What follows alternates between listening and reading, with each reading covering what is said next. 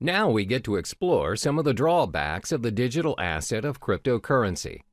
Previously, it was mentioned how cryptocurrency is a one-of-a-kind digital currency without likeness, because not many payments nowadays are without the involvement of a third party, low-risk payment, little or no fraud cases, and most of all, universal in its usage.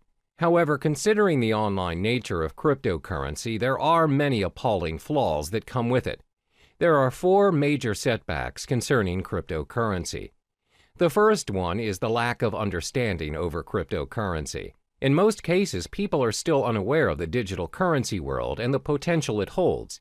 This is very similar to when the usage of credit cards first became available, and the reception towards them was fairly similar to that of cryptocurrency. Back then, people wouldn't even think that paying things using a mere card is possible. What's more, using a whole new digital currency.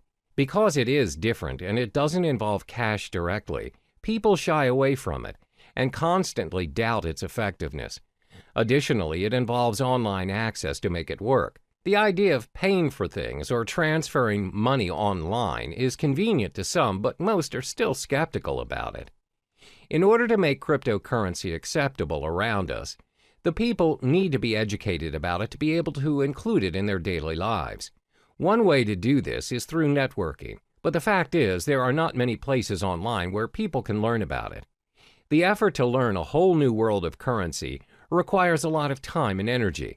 Most would think it's not worth their time because it's not commonly known anyway. Even though some businesses are accepting bitcoins, the list is significantly small compared to traditional currencies. This is probably due to the lack of knowledgeable staff that understands the ways of digital currencies. Plus, they need to help educate their customers about it and how to use it for a smooth transaction. This again will take a longer time and effort to teach others. Another drawback of cryptocurrency would be its lack of protection and guarantee. In the case of traditional currency, there's a central bank that governs the authority on every nation's money. No higher authority can suddenly decide that they no longer want to use their country's currency to trade without protest and rejection.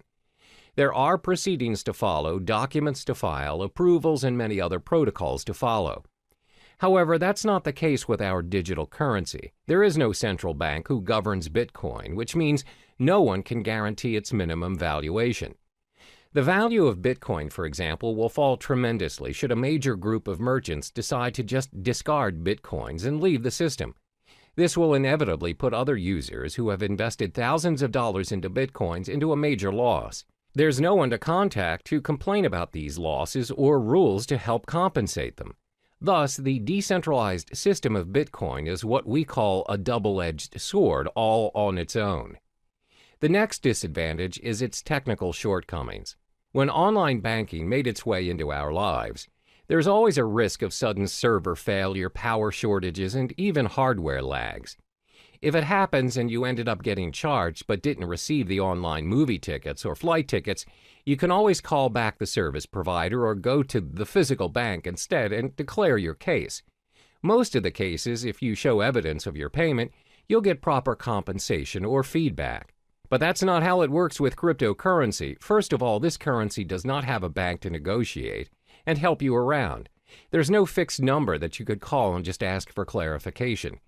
So if you bought your goods using Bitcoins, for example, and the merchant didn't send the items you purchased, there's nothing you can do to reverse the transaction or get a refund. You can't complain to the police or any relating authority for that matter. Similar to data corruption or virus infections, if your hard drive crashes and your wallet file is corrupted, your Bitcoin is lost forever. There's nothing you can do to restore it, and those coins will be orphaned in the system. The last major disadvantage of cryptocurrency would be because it is still developing. When things are still developing, it's prone to many risks. There are so many incomplete features that can be improved, but it takes longer time to finalize, especially if it has no physical form. With traditional currency, despite the method of payments nowadays are done online, and without us actually seeing the physical money transferring from one account to another, at the end of the day, when you reach the ATM, you're capable of holding that cash. You can use it to buy stuff from the stores, physically and online. That shows how developed our traditional currency is. Since cryptocurrency doesn't have any physical form, its usage is obviously restricted. It must always be converted to traditional currency to enjoy its worth. According to studies, there was a time when there was a proposition to store Bitcoin wallet information on cards. However, there is no consensus nor continuation of the proposal. Most probable reason would be because merchants find it unfeasible to support all the cryptocurrency cards.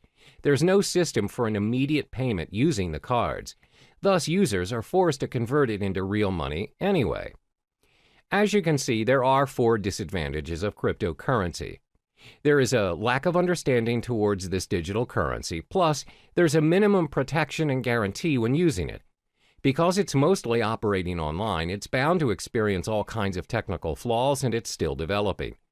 The world of cryptocurrency is relatively new to some people, and it can be difficult to understand, because nobody really knows what currencies will or can be adopted and at what scale. So in the next chapter, we'll talk about what the future holds for cryptocurrency.